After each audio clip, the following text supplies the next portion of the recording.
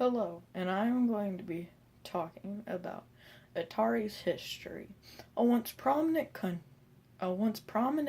company that actually fell very surprisingly.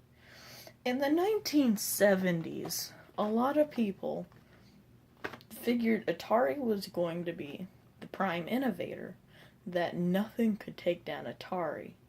But what did take down Atari was not the other consoles, but themselves. So the Atari 2600 is the most famous console from Atari because it's the best.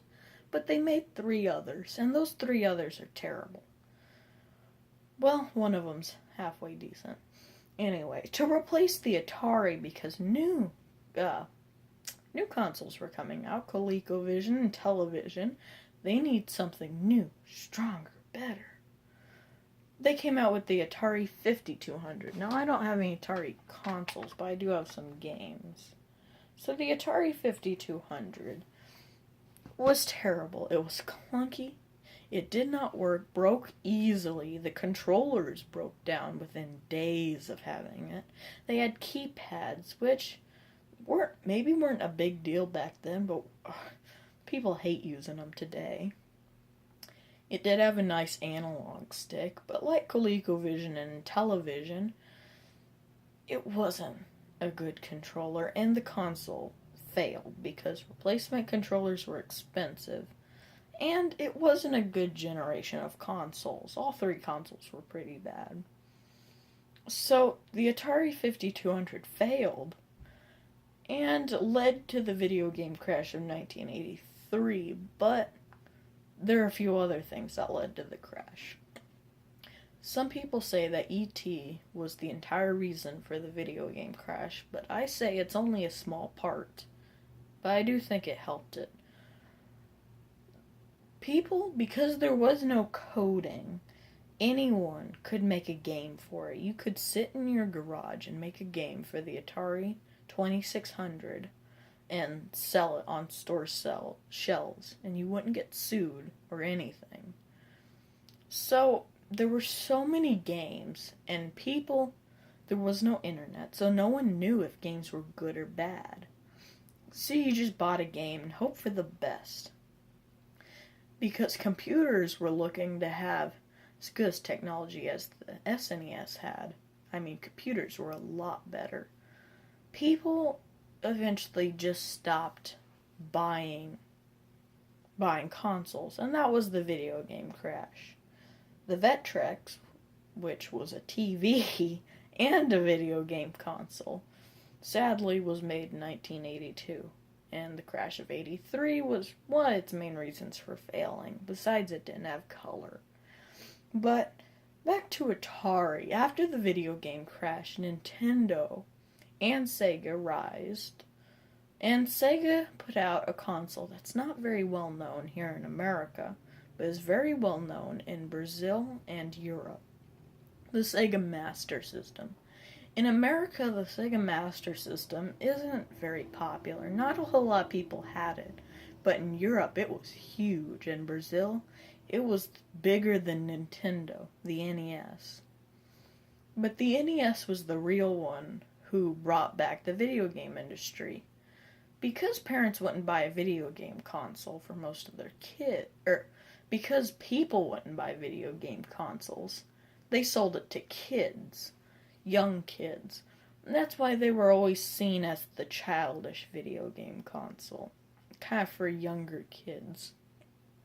That's also how that's how Sega marketed the Genesis as grow up from your childhood NES and get the brand new adult system. But anyway, the NES marketed as a toy, not as a video game console. That's why it was packaged in with Rob the Robot, to make it seem more like a toy.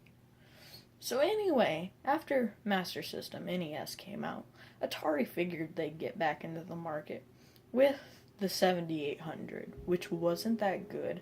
Probably barely, maybe even slightly under the amount of money they needed to make back for all the production costs. It wasn't very popular in any country, I don't think. It had a weird joystick controller.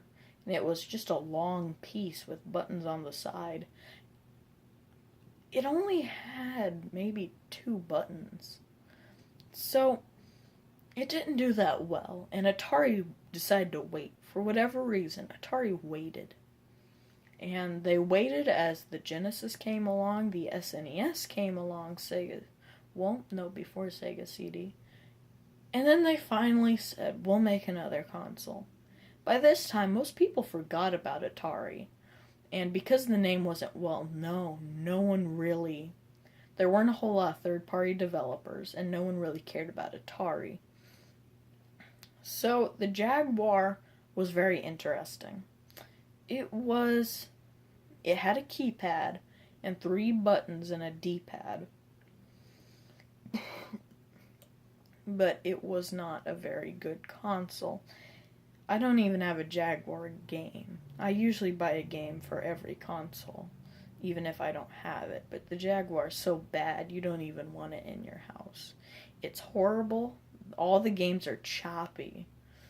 And its advertising made gamers look stupid. Like, why would you buy an SNES that's only 16-bit when you could buy a Jaguar that's 64-bit? And that was their main slogan. Do the math. Which no one really liked. No one liked being criticized. Like, hey, buy the Jaguar or else you're stupid not to buy a 64-bit system. Why buy a 16-bit system? So, it ended up being completely comparable to the Nintendo, to the Super Nintendo, not the original, and the Sega Genesis. It wasn't that much better than either of those two, and it really was bad. So, not a whole lot of people had them. The 3D capabilities were horrible. And so what do you do if your console's failing? There is less than 500,000 people that own your console worldwide. You make a CD add-on. So I think Atari saw Sega made a CD add-on and said that we'll make a CD add-on too, look. Because Sega was trying to one-up the SNES and the Jaguar at the same time with the Sega CD. So then Jaguar said, oh no you don't, we'll make a Sega CD, or we'll make a CD add-on. The Jaguar CD was horrible. It had FMV, which everybody hates except for a few people. Not a whole lot of people. It's horrible. It doesn't work. You mash buttons, and that's all you do on the Jaguar games, is you mash buttons. And they came with overlays. In 1982, no one cared about overlays. Or people didn't care if you need overlays. I mean, it was fine. But by that point, after so many consoles not having them, no one cared about overlays. No one liked them. And that was another big downfall of the Jaguar.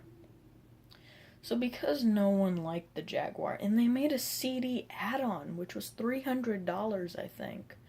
Very expensive in the time. $300 may be reasonable today, but back then, that was like $900. It was a lot of money. So the Jaguar failed. Its CD add-on failed. It was bad. And because of its failure, 3 failed consoles in a row, Atari said, we'll give up. And now they make Dragon Ball fighting games. Dragon Ball Z. So the once prominent company, once thought to be the best company ever, just the innovators of their time, failed. And a lot of people didn't like to see Atari fail. A lot of people fondly remember even the 7800. But the 5200 and the Jaguar really brought it down.